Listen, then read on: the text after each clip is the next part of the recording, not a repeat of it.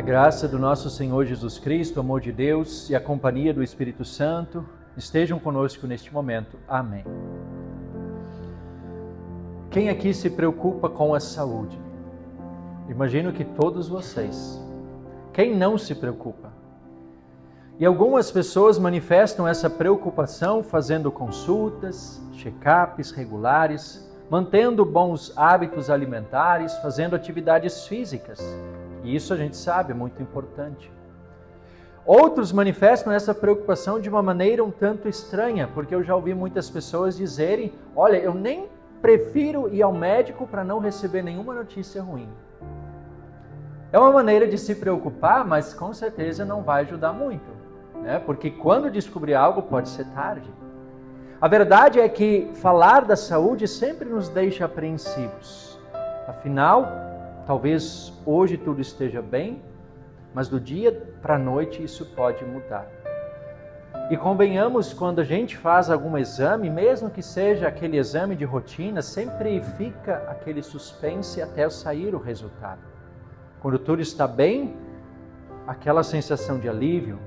Agora, quando surge algo diferente, a gente já fica, com aquela aflição no coração, aquela apreensão.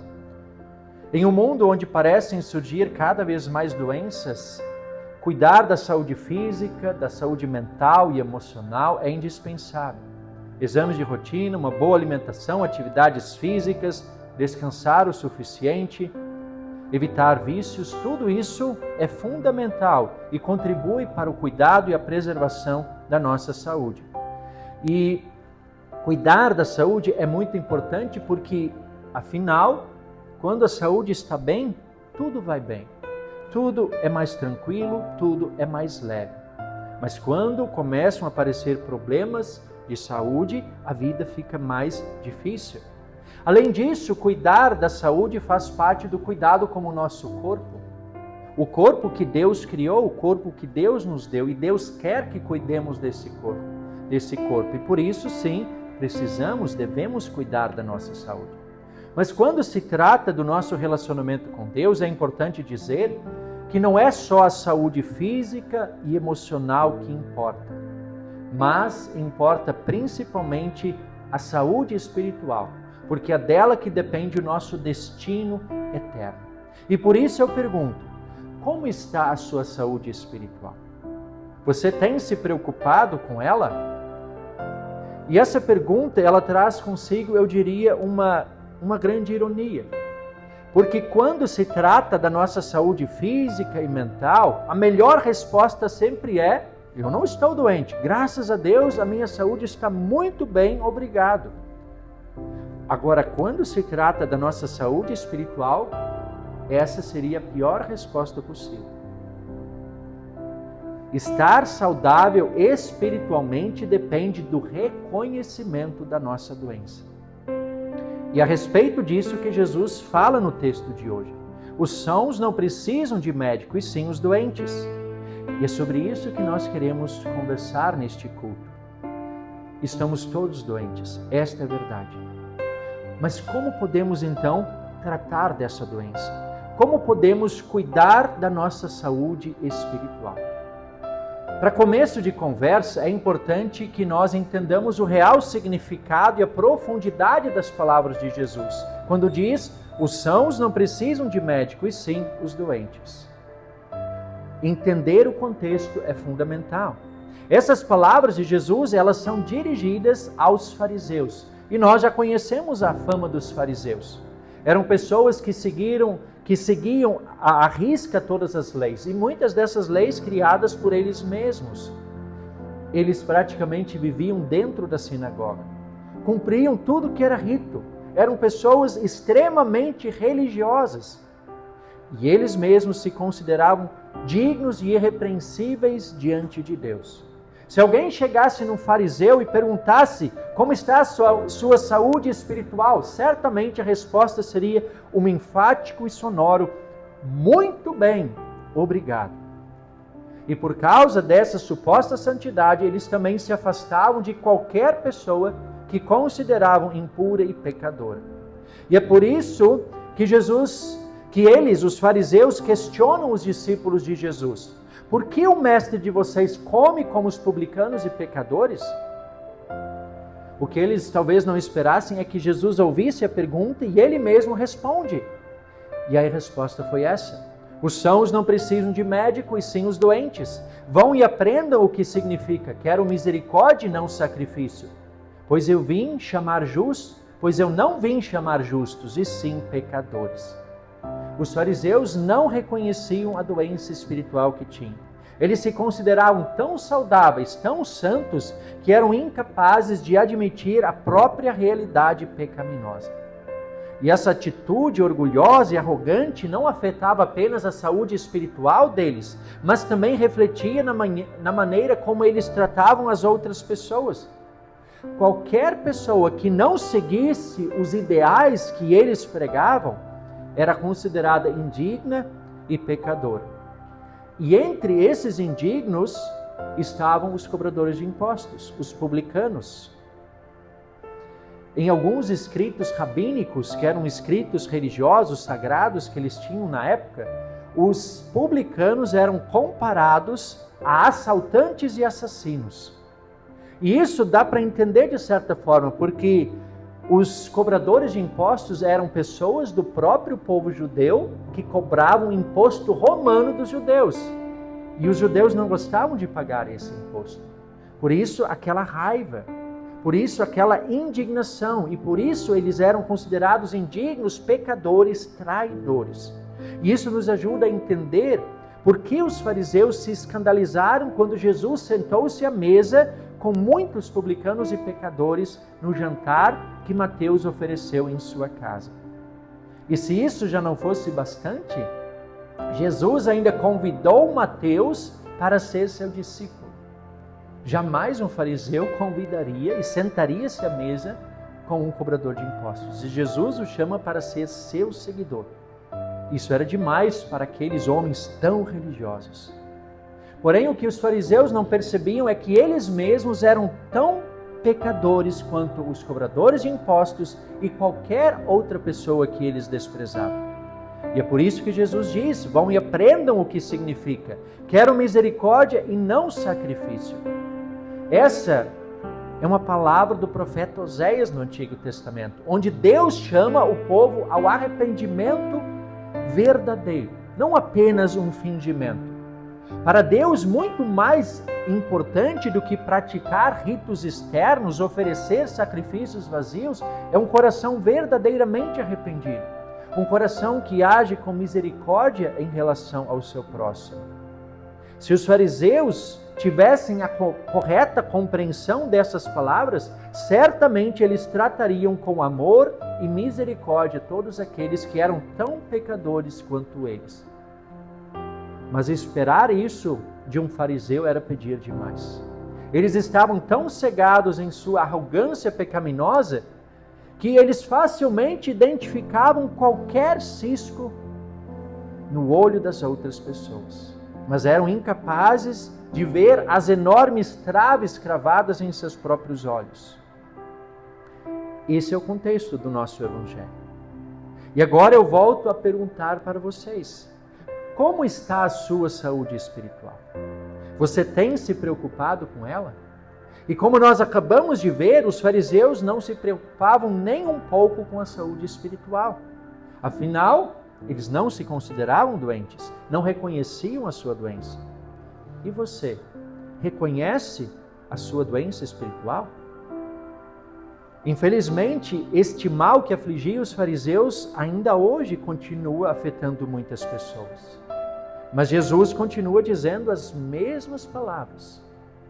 Os sãos não precisam de médico, e sim os doentes. Porque eu não vim chamar justos, e sim pecadores.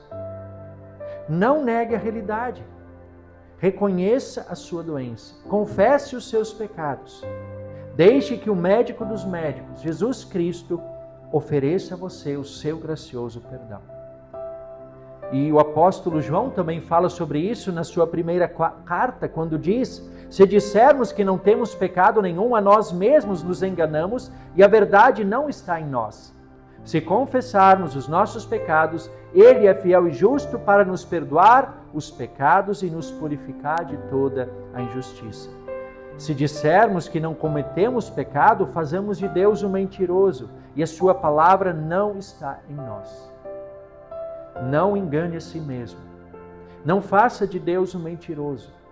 Antes, confesse os seus pecados, porque Deus é fiel e justo para perdoar e purificar todo aquele que humildemente reconhece e confessa os seus pecados. Eu e cada um de vocês, nós estamos espiritualmente doentes. Essa é a realidade. Ela é inegável. Essa doença se chama pecado, mas ela tem solução. Ela tem tratamento e ela tem cura. Jesus Cristo veio ao mundo para isso, para nos perdoar e purificar de todo pecado. Ele é o médico da nossa alma, aquele que pode e quer curar a nossa doença. Quando uma pessoa ela está com algum problema de saúde, ela vai ao médico. E o médico normalmente pede um exame de sangue, um raio-x. E após o resultado desse exame, ele prescreve o tratamento. Ele precisa desse diagnóstico para que possa prescrever o remédio, o tratamento adequado. E aí ele vai prescrever qual remédio, a dosagem e a duração do tratamento. Quando o paciente segue esse tratamento, provavelmente ele terá a sua saúde restabelecida, a não ser que seja uma doença muito grave, uma doença terminal. Mas é bem provável que seguindo o tratamento, essa pessoa será curada. Agora, se o paciente ele ignorar esse tratamento, ele não fizer o tratamento, dependendo da doença, a sua saúde, o seu estado de saúde pode se agravar e ele pode inclusive vir a morrer. Isso quando se trata da nossa saúde física. Mas essa mesma lógica se aplica à nossa saúde espiritual. Através da lei de Deus, que está expressa nos mandamentos, a santa vontade de Deus. É esta lei que diagnostica a nossa doença espiritual. Eu sempre falo para os confirmandos, os 10 mandamentos são um raio-x da nossa vida espiritual. Faça uma análise, comece no primeiro, vá para o segundo, até o 10º mandamento. Quem de vocês cumpre perfeitamente cada um dos mandamentos? Eu não consigo. E ninguém de vocês vai conseguir. E aí nós temos o diagnóstico. A única conclusão óbvia, sensata, é de que somos incapazes de cumprir a santa vontade de Deus. E isso nos dá o diagnóstico. Estamos doentes, espiritualmente doentes. Somos pobres e miseráveis pecadores. E uma vez diagnosticada a doença, nós precisamos de um tratamento. E existe apenas uma maneira de tratar essa doença chamada pecado. É crer em Jesus Cristo, aquele que cumpriu em nosso lugar a santa vontade de Deus e ao mesmo tempo sofre na cruz pela nossa desobediência. Jesus é o único médico que pode tratar da nossa doença espiritual. Ele é ao mesmo tempo o tratamento e o próprio remédio.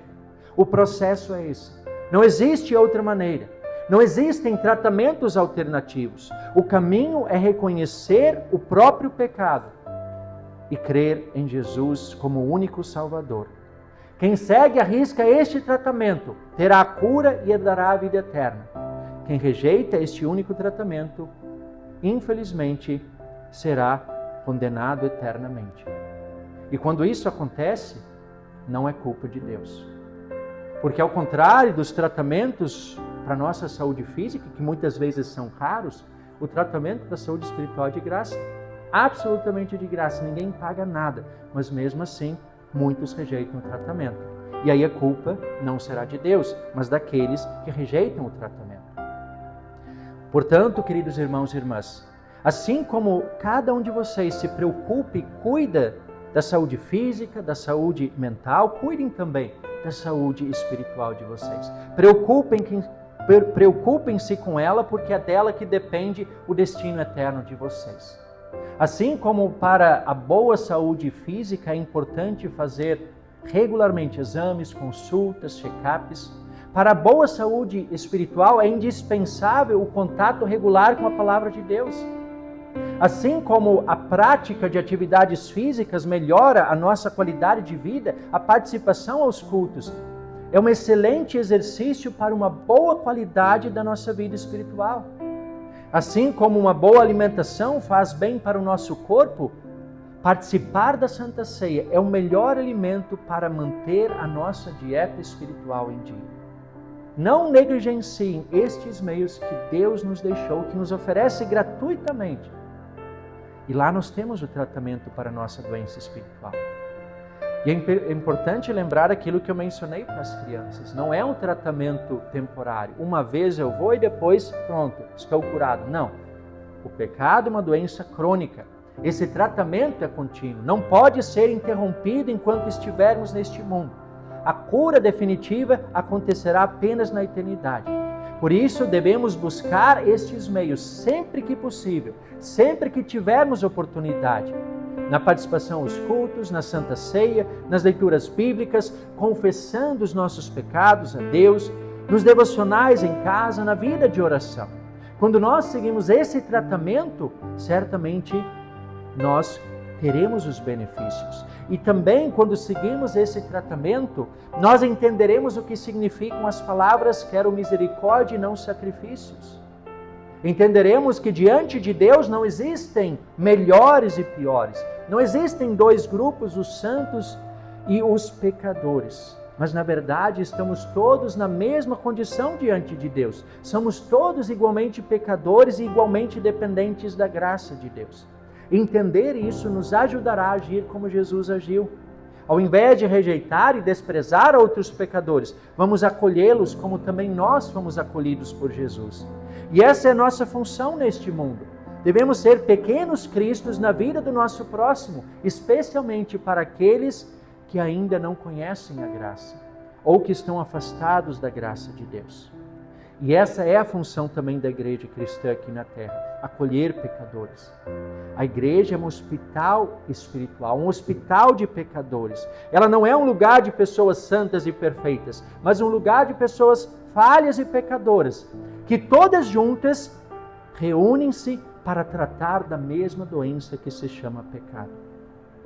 A igreja é um lugar cheio de pessoas com os mais variados problemas, físicos, mentais, espirituais, como já foi dito, pessoas que vivem conflitos, pessoas que passam por dificuldades. Mas essas pessoas se reúnem, elas se unem em oração, se apoiam, se ajudam, se amparam mutuamente em meio às adversidades que elas enfrentam ao longo da vida.